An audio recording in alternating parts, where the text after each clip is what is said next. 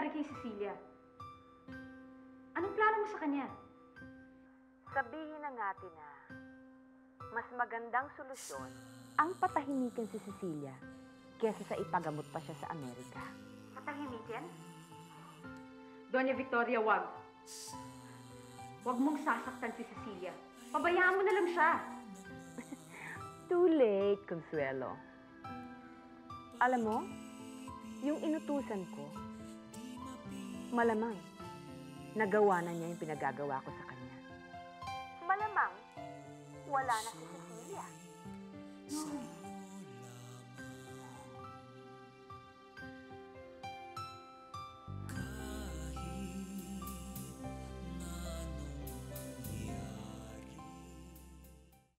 Hindi mo dapat ginawa yan, Doña Victoria. Hindi dapat.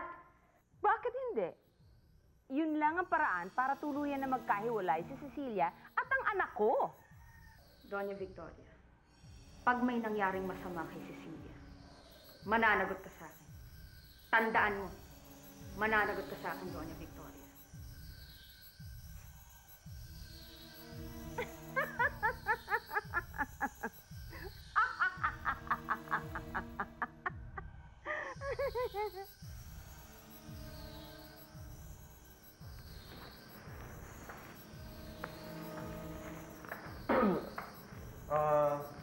Tinignan ko lang kung maayos na siya. Balikan lang ako, Mark. Dok. Sige lang. Kilala ni doktor na yun? Hindi. Ngayon ko na siya nakita dito. Hello? Yeah, kamag-anak to ni Cecilia Fulgencio. Pwedeng pakicheck yung pasyente niyo at siguraduhin yung walang ibang makakapasok sa kwarto niya. Yeah, thank you. Hospital tayo.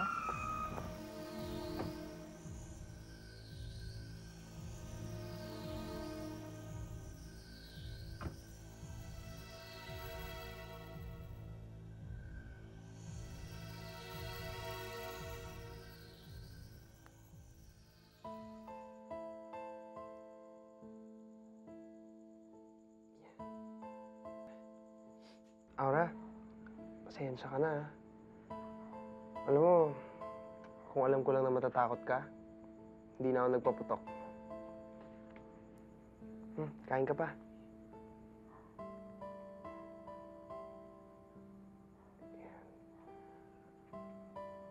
Ano ba talaga nangyari sa'yo, Aura? Bakit ganun na lang ang takot mo? Tiyaga mo naman kausapin yan. Hindi ka nga kinakausap. Ano kaya, Giyer, iwan mo siya sa nanay mo at manood tayo ng sini sa bayan? Ayoko. Ikaw na lang. Kain ka pa.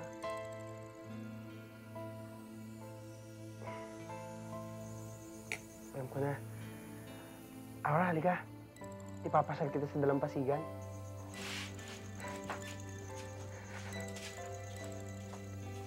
Tara.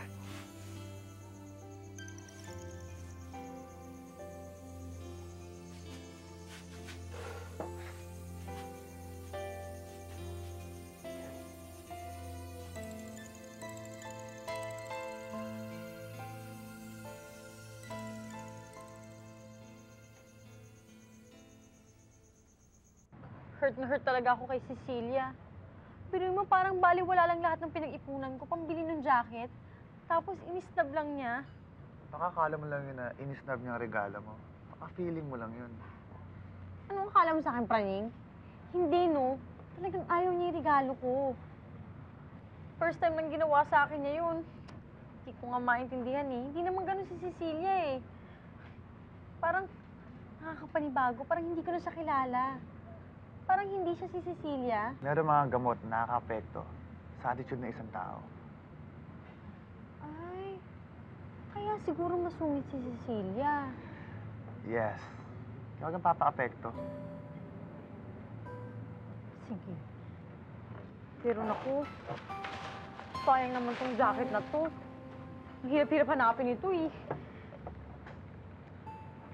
Eh, di ba pumunta ka ng States? Yeah. Sa'yo na lang to, gamitin mo. Malamig dun. Bagay sa'yo to, may hood. Panlamig yan. Maganda ba dun? Naku, bagay yan dun. Pang sosyal, galing ko kayo yan eh. Maganda siya. Thank you, ah. Welcome. Gamitin mo ah.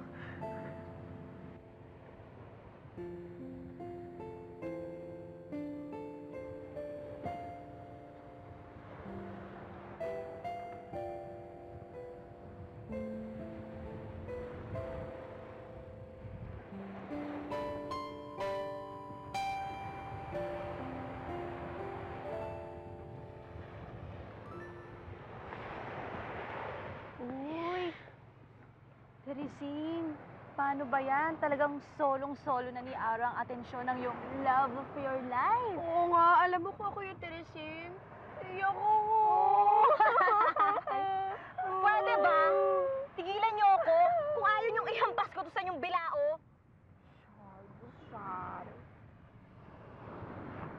Hindi ako iiyak dahil lang sa aura na yan, no? Gagawa ko ng paraan para mawala yan dito. Tingnan lang natin.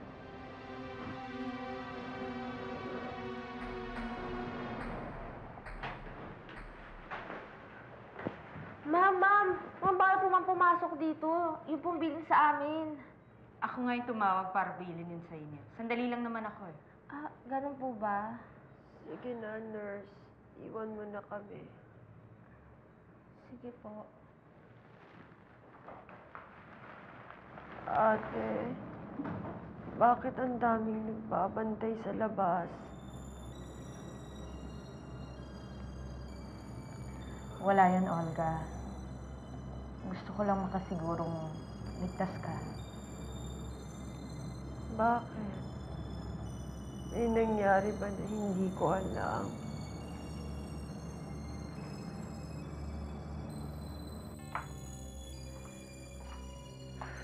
Iisip na lang ako ng ibang paraan kung paano natin madadali si Cecilia. And this time, hindi na ako papalpak. Huwag na.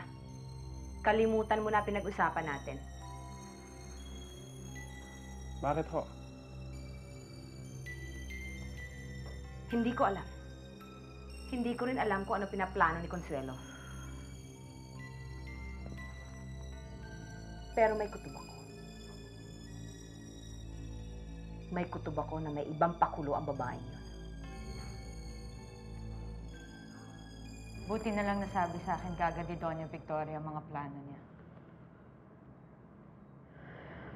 Hindi pwedeng may mangyari sa aking masama, ate.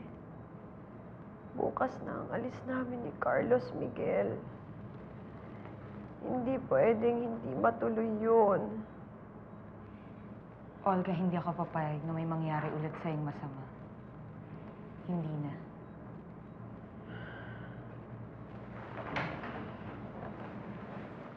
Ma'am, may gusto daw po kumausap kay Ma'am Cecilia. Sino? Si Jose Enrique Altamonte daw po.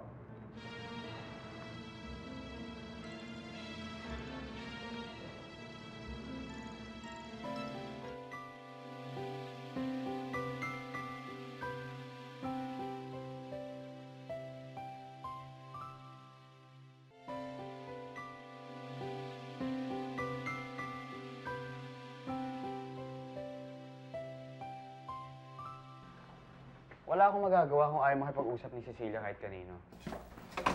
Kaya sana intindihin mo na lang siya. Ano ba kasing gusto mo itanong sa kanya?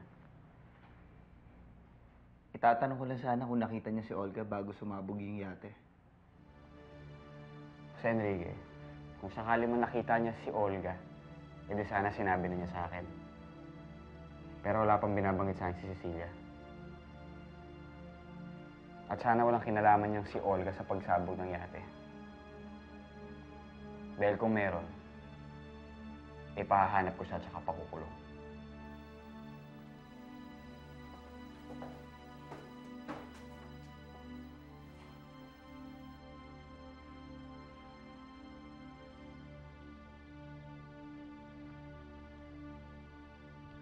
Nagpuntang ospital si Agnes. Dinalaw niya ulit si Cecilia Fulgencio. Yun nga nakakapagtaka, Vladimir eh. Dahil kung karibal ni Olga, si Cecilia, eh bakit kaibigan niya si Consuelo?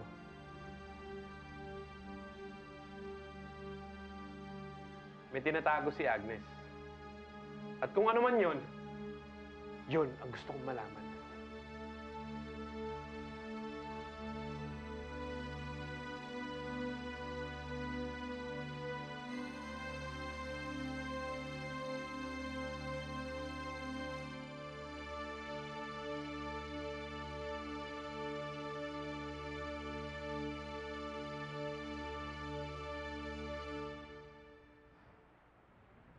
Ang balita. Wala silang alam ni balita tungkol doon sa babaeng nalunod o nasunog. Pare ko, hindi dito napadpad yung Cecilia na yan. Pinahihirapan ako nitong babaeng ito. Sana kaya yung lecheng yan?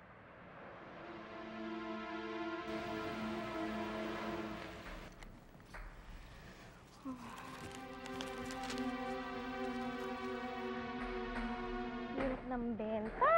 Diyos ko.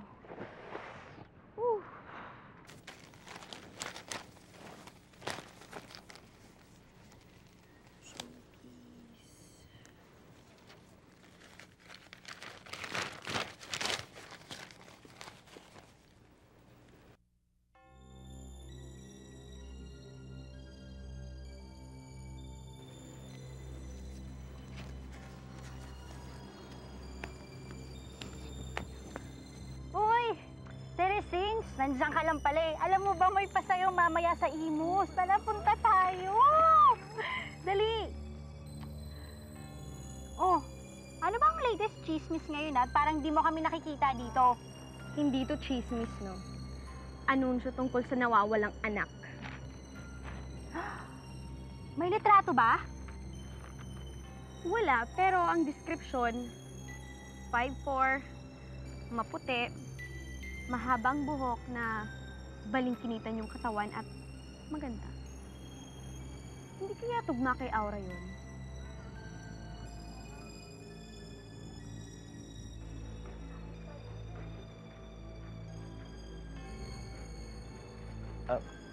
Mrs., magandang araw po. Pwede po bang magtanong? Pwede. Ano yan? Meron mo ba kayong napupuna ritong isang babaeng katamtaman lang ang taas? Maputi, pero Ay, maganda. naku, pasensya ka na. Wala ako alam sa tinatanong mo. Salamat po. Pare, banda ron tayo. Baka may mapala pa tayo eh. Ikaw na lang muna, pare. Malilate na ako eh. Maghahatid pa ako sa airport. Kung ano man, magkita na tayo sa bahay. Ha? O sige ba? Tuloy na ako ha.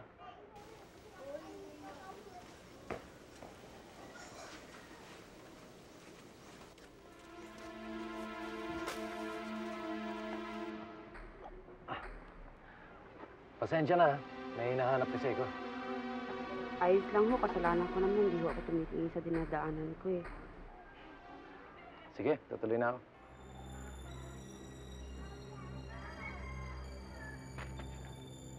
Oo nga. Baka nga si Aura na ito. Ayan nga. Oo nga. At may contact number pa siya. Tatawagan ko ito agad para sabihin sa kanya ang babaeng napadpad dito. Baka nga si Aura yung hinahanap niya. Eh, paano nga kung hindi si Aura yan? Kaya nga tatawagan ko. Kaga naman to. Diyos ko.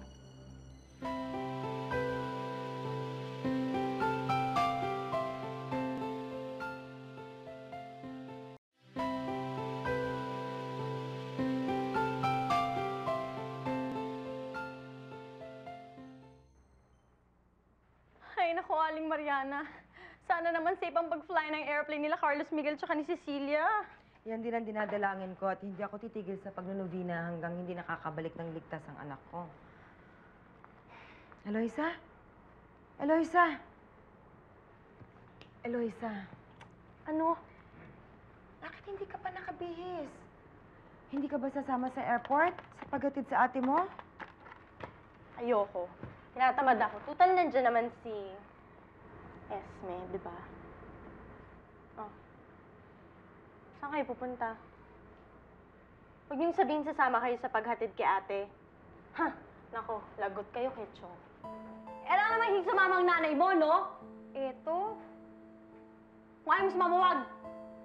Ali, Mariana, tara na ho. Naghihintay na sa car si Apollo. Let's go! Ano kayo malungkot? Kaya niyo yan.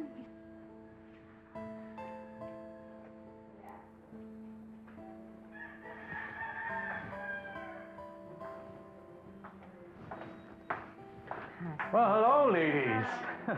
Babes. Shay, why, you're looking great. Good to see you again, Kathy. Ma, alis na po ako. Mga mare, bakit kaya ganun ano? Ang mga anak, kung kailan napalaki mo na, saka sarili na lang nila ang sinusunod. Wala nang pakialam sa mga magulang, di ba? Halika na, Iyo. Matagal na naghihintay yung helicopter sa hospital para dalhin kayo ni Cecilia sa airport eh. You take care of yourself, ha? Come on, let's go. Bye, Dad.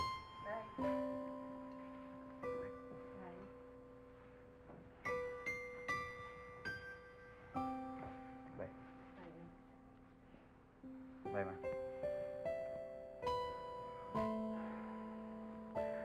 Iyo, halika na para maaga kayo sa airport. Let's go. Okay, ladies. We'll see you later.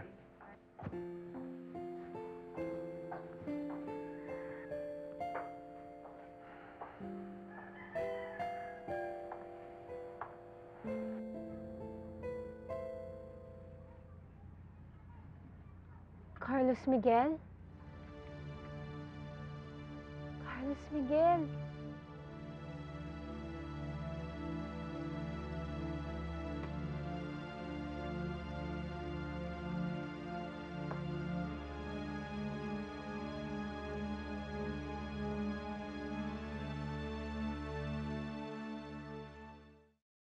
So